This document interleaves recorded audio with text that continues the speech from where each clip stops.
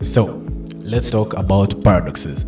So, a paradox is a statement that sounds contradictory or that goes against intuition when you first hear it, before it is explained or well understood. So, as I've gone through multiple books and pieces of writing, I've come to discover that paradoxes are one of those things that hold the smartest bits of information. And one of the most interesting ones to me is the backwards law, which states that the best things in life must be let go. There is a part in Navy SEAL training called drown proofing, where they bind your hands behind your back, tie your feet together, and dump you into a 9-foot deep pool. Your job is to survive for 5 minutes. Like most SEAL training, the vast majority of cadets who attempt drown proofing fail. Upon being tossed into the water, many of them panic and scream to be lifted back out. Some struggle until they sleep underwater, where they proceed to lose consciousness and have to be fished out and resuscitated. Over the years, a number of trainees have even died during the exercise. But some people make it, and they do so because they understand two counterintuitive lessons. The first lesson of drown proofing is paradoxical. The more you struggle to keep your head above the water, the more likely you are to sink. With your arms and legs bound, it is impossible to maintain yourself at the surface for the full 5 minutes. Even worse, your limited attempts to keep your body afloat will only cause you to sink faster. The trick to drown proofing is to actually let yourself sink to the bottom of the pool, from where you lightly push yourself off the pool floor and let your momentum carry you back to the surface. Once there, you can grab a quick breath of air and start the whole process over again. Strangely, surviving drown proofing doesn't require you to have any superhuman strength or endurance. It does not even require you to know how to swim.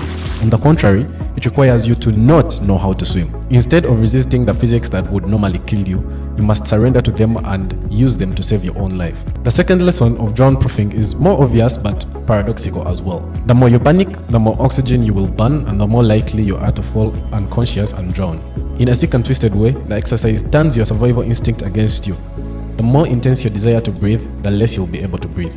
The more intense your will to live, the greater the chance that you will die. More than a physical test, drown proofing is a test of each cadet's emotional self-control in situations of extreme danger. Can he control his own impulses? Can he relax in the face of potential death? Can he willingly risk his life in the service of some higher value or goal? These skills are far more important than any cadet's ability to swim. They are more important than his resilience, his physical toughness, or his ambition. They are more important than how smart he is, what school he went to, or how damn good he looks in a crisp Italian suit. This ability to let go of control when one wants it the most is one of the most important skills anyone can master. And not just for SEAL training, but for life as well. You see, most people assume that the relationship between effort and reward is one-to-one. We think that twice as long will produce twice the results, that caring about a relationship twice as much will make everyone feel twice as loved, that yelling your point twice as loud will make you twice as right. The assumption here is that most of life exists on a linear curve, that there is a one-to-one ratio between effort and reward with everything. But the truth is, most of life does not exist on a linear curve. Linear relationships only exist for mindless repetitive tasks like driving a car, filling out office paperwork, cleaning the bathroom, and many more. In all these cases, doing something for 2 hours will double the output of doing it for 1 hour.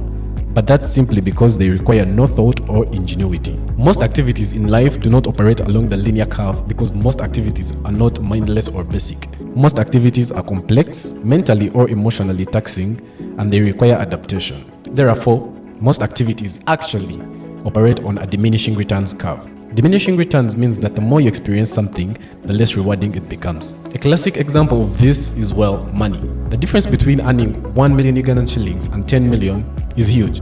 The difference between earning 30 and 35 is that maybe you could own a slightly better car. But the difference between earning 100 million and 105 is, and if we take it a step further, the difference between earning a billion and 1,000,000,005 as well. The concept of diminishing returns applies to all experiences that are complex and, most of the mundane ones as well. The number of showers you take in a day, the number of chicken wings you eat, the number of times you visit a friend in a week. Once is nice, twice may be better, but 5 times? These are all experiences that start out highly valuable at first, but they diminish in value the more frequently you do them. Another example is studies on work and productivity show that we're really only active and productive for the first 4 to 5 hours each day.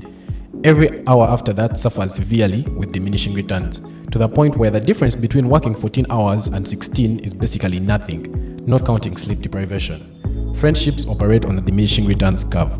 Having one friend is vital, having two is clearly better than one, But having 10 instead of 9 changes little in your life.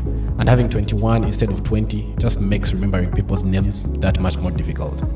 Sex has diminishing returns, as does eating, drinking alcohol, working out at the gym, reading books, taking vacations, consuming caffeine, saving for retirement, studying for an exam, masturbating, staying up late to play video games.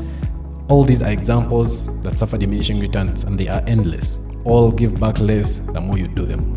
But then there is another curve, and one that you've probably never heard of before, and that is the inverted curve. The inverted curve is one where effort and reward have a negative correlation. That is, the more effort you put into doing something, the more you will fail to do it. Drown-proofing exists on an inverted curve. The more effort you put into rising to the surface, the more likely you are to fail at it. Similarly, the more you want to breathe, the more likely you will choke on a bunch of chlorinated water. Few things function on an inverted curve, but the few things that do are very important. In fact, I would argue that the most important goals and experiences in life all function on an inverted curve. Effort and reward have a linear relationship when the action is mindless and simple.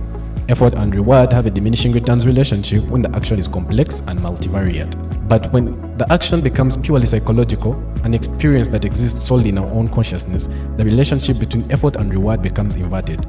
Pursuing happiness takes you further away from it. Attempts at greater emotional control only remove us from it.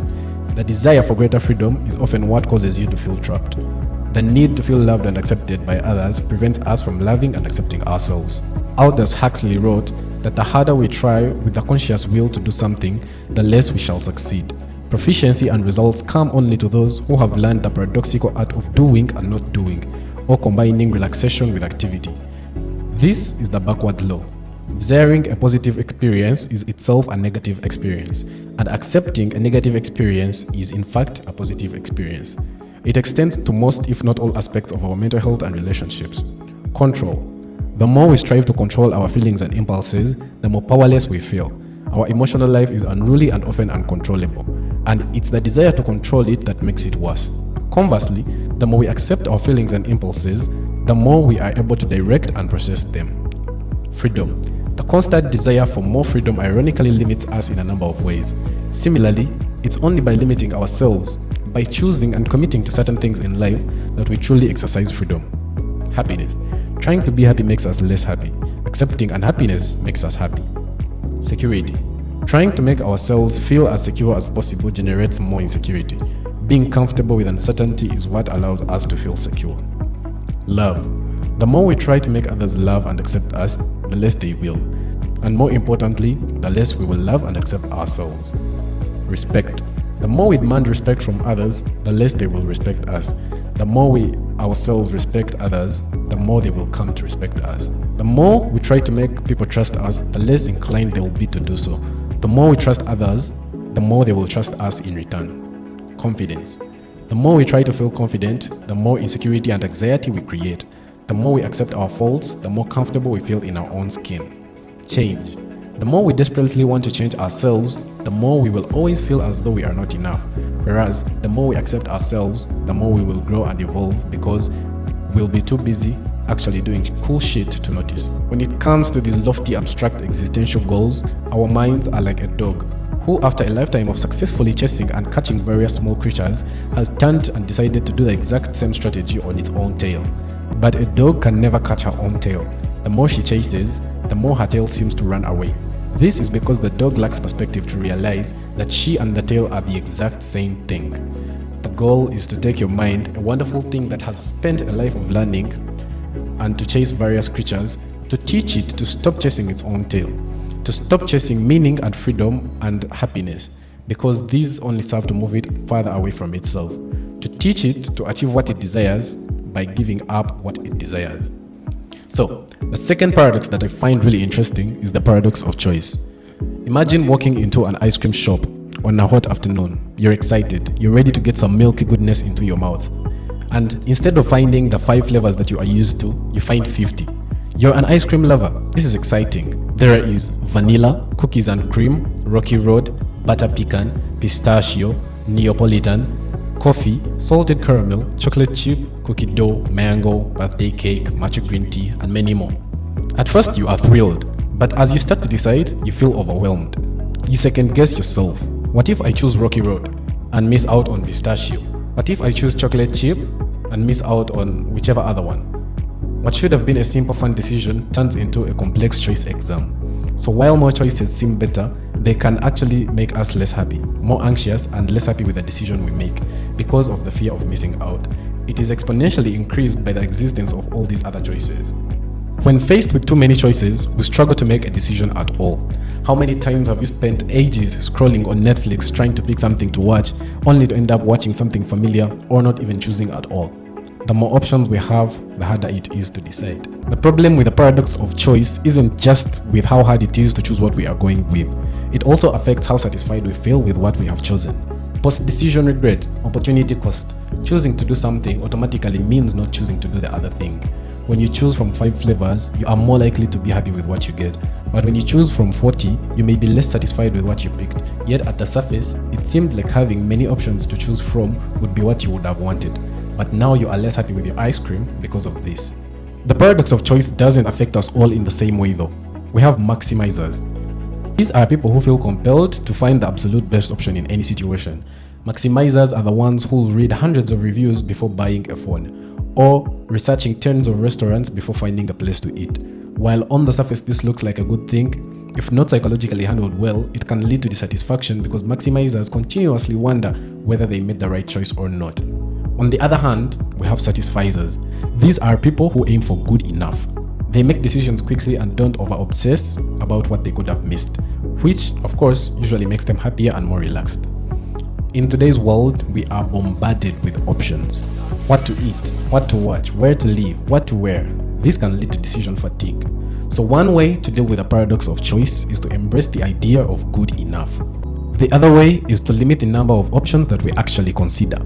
For example, instead of continuously scrolling on a streaming platform, you might decide to choose from the first 5 movies that you are shown. By simplifying your decision making, you reduce stress and increase satisfaction. This also teaches a deeper lesson about happiness. True happiness does not come from having very many options. It comes from being present and content with the choices we make. Happiness comes from having the confidence and clarity to choose without regret. Sometimes less really is more. Now, isn't that paradoxical?